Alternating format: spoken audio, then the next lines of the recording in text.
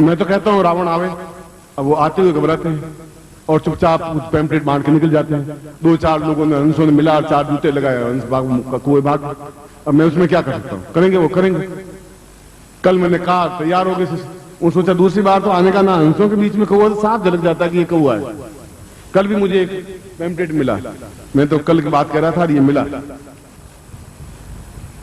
ये पढ़ पैम्पलेट आप पढ़ लें। एक और नए गुरु पैदा हुए हैं शिमला में, जिन्होंने पैम्पलेट छाप के और छापा बेचा है, मतलब भेजा है। बस की सर्विस सुविधा फ्री उपलब्ध, कोई टिकट नहीं मिलेगा और आप आइए, भोजन फ्री। और गुरुदेव का नाम तो गुरुदेव बड़े है, इसलिए मैंने कहा गुरु है वो, गुरुदेव का नाम तो बहुत बड़ा है। मैंने कहा हम भी चले जाएं कभी, क्यों आज सुबह ही मुझे मिला वो। और ये पढ़ा, हाँ ये और बता देता हूँ, नाम तो उनका नहीं बताऊंगा। उन्होंने लिखा कि ये अद्भुत शिविर डॉक्टर नानक सिमाली की आज्ञा से और उनका मैं शिष्य इस शिविर को संपन्न कर रहा हूं, इसलिए आपको आना पड़ेगा। और इसके लिए शिविर स्थल ये है और आपको बस की सुविधा फ्री उपलब्ध है और नित्य हलवा और पूड़ी आपको प्राप्त होंगे।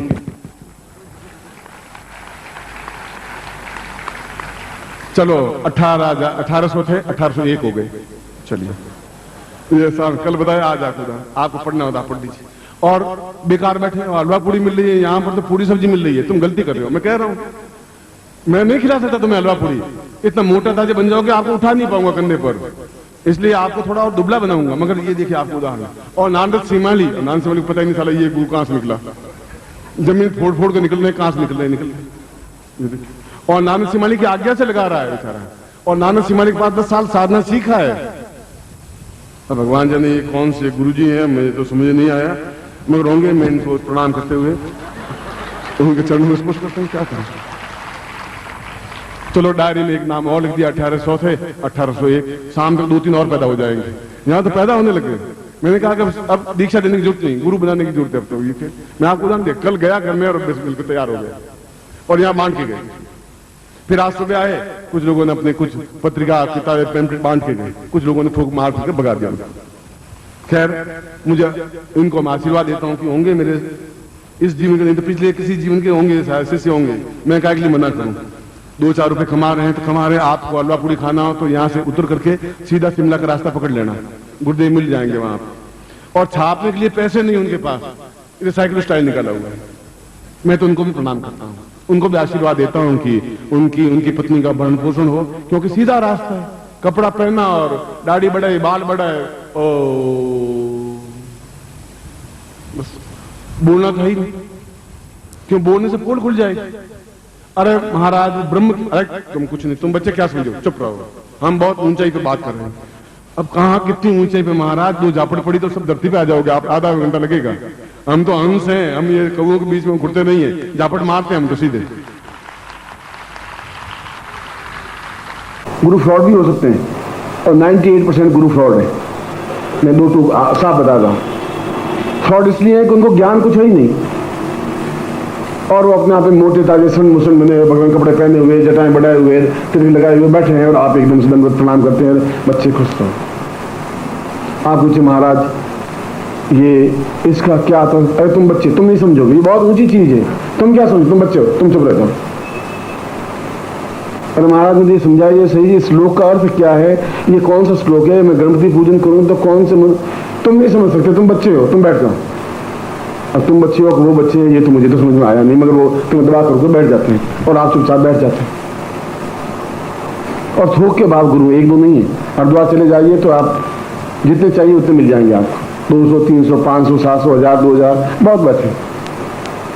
मथुरा में बैठे हैं, काशी में बैठे हैं, कांची में बैठे हैं, सब बैठे हैं।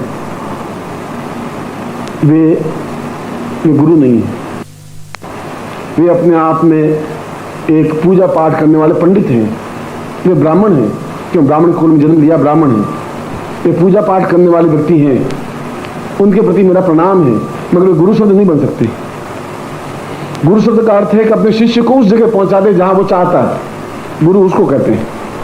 कबीरदास के साथ है, जाका गुरु मिला चेला खड़ा मिले, दोनों ठेलिया दोनों खूब पड़ेंगे, अंधे को ठेलेगा, दोनों खूब पड़ेंगे। गुरु चेलों को खेलता है, चेला गुरु जी को आगे खेलता रहता है, न उनको कोई ज्ञान है, न उनको वो लोग बनाया पड़ता है, न वो बच्चे तुम नहीं समझते, ये बात ऊंची है, बारो तुम नहीं समझते बच्चे, अब तुम नहीं बच्चे समझते तो कोई समझागा, अब क्यों समझेंगे महाराज? अब महाराज खुद ही मालूम नहीं भरोसा वाला चीज क्या चीज, लाल आंख करने से सुनता तुम्हें से भरोसा वाला हुआ नहीं, थप्पड़ मारे ठेठ गुरु तुम उसे चढ़ जाओ गुरु जी खुद। ऐसे गुरु इस देश में बहुत है, क्योंकि भारत में पैदा हो सकते हैं, दूसरे गुरु हो सकते हैं, और भारत में गुरु ही पैदा होते हैं, बनते रहते हैं, फटती हो रोज मैं सुन रहा हूँ, आज मिले 5 गुरु और मैं बन गए, फिर 5 गुरु यार बन गए, 5 गुरु 8 बन गए, दादी बड़े याद करना क्या है? ये गुरु जी है भी नहीं है, निश्चित है नहीं, लाल सूट तो चेहरा है नहीं, पर टमाटर तो ऐसे गुरु जी होते हैं, ये ऐसे वैसे गुरु जी है। तो तुम गुरु जी भगवान कपड़े पहने हुए बिल्कुल एकदम जटा बढ़ाई हुई है, साल है तुम बस तुम आज जोड़ देते, मुझे तुम आज जोड़ देंगे, किसी को आदमी इसको क्या आज जोड़ना, मुझे पहने से लोग कपड़े और बिल्कुल जटा बढ़ाई हुई धूम मांग फाने साला तो खत्म हो जाएगा।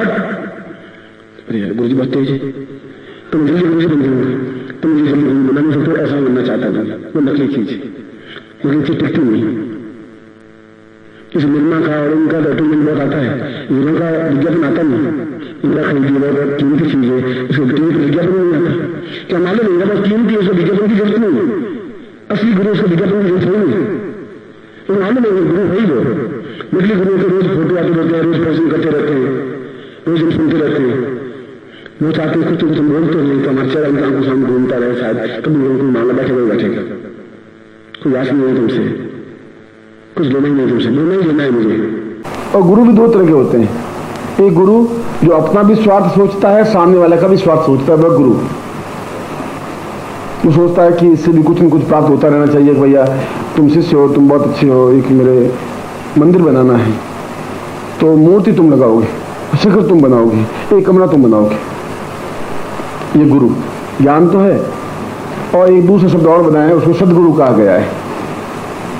सदगुरु का मतलब है कि अपने आप में उच्च कोटि की साधनाओं में सिद्ध व्यक्ति, जो बड़ी सामान्य हो, वह चाहे सरल हो, चाहे सुदामा अपना में दर्जी था, फटे हुए कपड़े थे, मगर विद्वान था, वो वही उस जगह पड़ा था जहां कृष्ण पड़े थे, उस शांतिपन का वो शिष्य था। कपड़ों के माध्यम से गुरुत्व तो नहीं आंका जा सकता, और जो सुविधा से जो मिल जाती है उसका मूल्य नहीं होता, उसकी वैल्यू होती ही नहीं। मैं आपको 10 दिन बाद मिलूं तो आपकी वैल्यू हो जाएगी, दिन में 4 बार मिलूं तो मेरी वैल्यू होगी नहीं।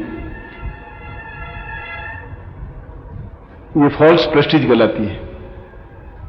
फॉल्स प्रेस्टीज का मतलब है कि डॉक्टर की प्रैक्टिस नहीं चलती हो किसी वैद्य की, तो कमरे में बैठा रहेगा, बाहर मरीज बैठा रहेगा, डॉक्टर साहब बहुत बिजी हैं, डॉक्टर साहब बहुत बिजी हैं, डॉक्टर साहब बहुत बिजी हैं, 1 घंटे बाद आप मिलेंगे तो आपको डॉक्टर साहब बहुत महान है, फिर आप तुरंत मिल लेंगे, उस वैद्य से मिल लेंगे। तो गुरु जी भी फॉल्स गुरु जी होते हैं, बहुत मिलते ही नहीं, अंदर बैठे बैठे मक्खी मारते रहते हैं पर मिलते नहीं वो। तो आप फॉल्स शिष्य नहीं बने, अपनी क्षमता के साथ इंतजार करें और पूर्ण क्षमता के साथ, जो सही होगा वो 2 टूक आके बोल जाएगा, वो आपको इंतजार नहीं करवाएगा, नहीं मिलना है नहीं मिलूंगा, मिलना है तो मिलूंगा, मन से आप फ्रॉड दे दूंगा, कह दूंगा ये काम आपसे नहीं हो सकता, तो मैं आपको ये साधना नहीं करवाता हूं तो मुझे विश्वास है कि साधना में सफलता मिलती है, क्योंकि मैंने इसका अनुभव किया है।